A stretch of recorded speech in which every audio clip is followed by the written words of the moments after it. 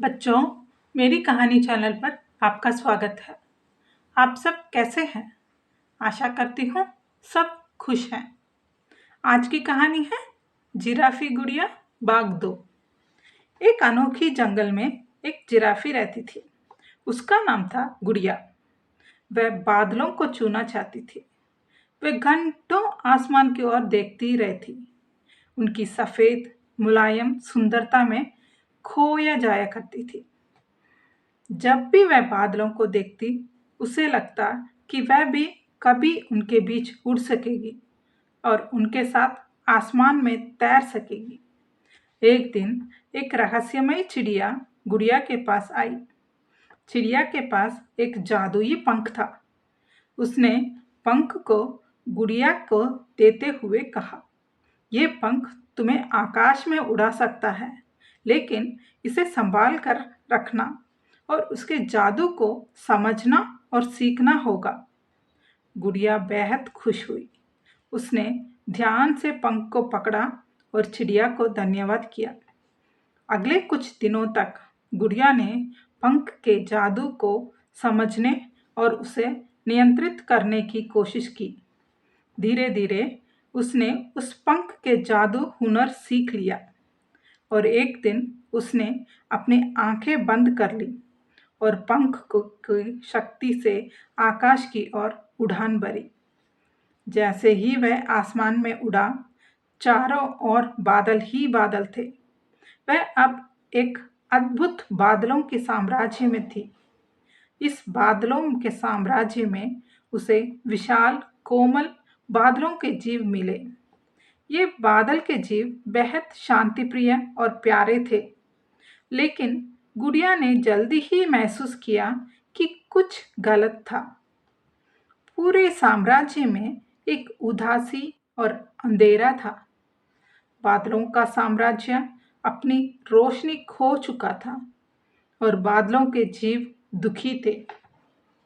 गुड़िया को जल्द ही समझ में आया कि यह उसका मिशन है। उसे इस बादलों के साम्राज्य की खोई हुई रोशनी को वापस लाना होगा। इसके लिए उसे कठिन और खतरनाक रास्तों से गुजरना होगा।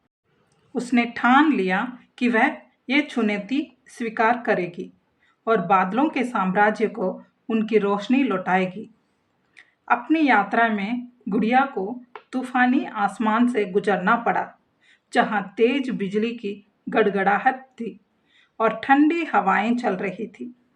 एक जगह पर उसे बर्फीले तूफानों का सामना करना पड़ा, जहां उसकी हिम्मत की परीक्षा ली गई।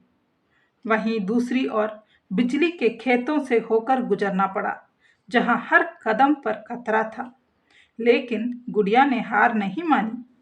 हर मुश्किल के सामने उसने अपनी हिम्मत और पंख के जादू का सहारा लिया और आगे बढ़ती गई।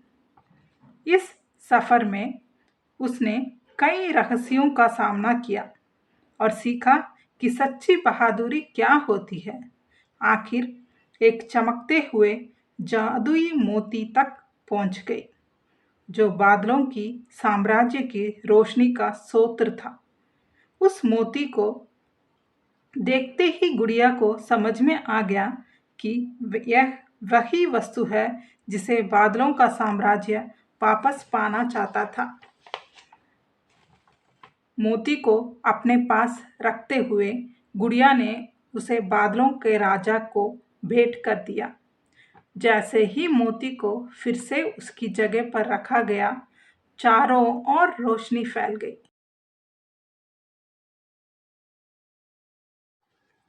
बादलों के साम्राज्य का खोया हुआ चमक लौट आया और सारे बादल जीव खुश हो गए। गुड़िया आकाश की दुनिया में हीरो बन गई। थोड़े दिन बादल जीवों के साथ रहने के बाद गुड़िया वापस नीचे धरती पर उतरी, तो उसकी आंखें में चमक थी और दिल में संतोष। अब वह सिर्फ एक सपना देखने वाली जिराफी नहीं थी, बल्कि आकाश और धरती दोनों का एक सच्चा हीरो बन चुकी थी। ठीक है बच्चों, अगली कहानी पर फिर मिलेंगे। तब तक के लिए खुश रहो।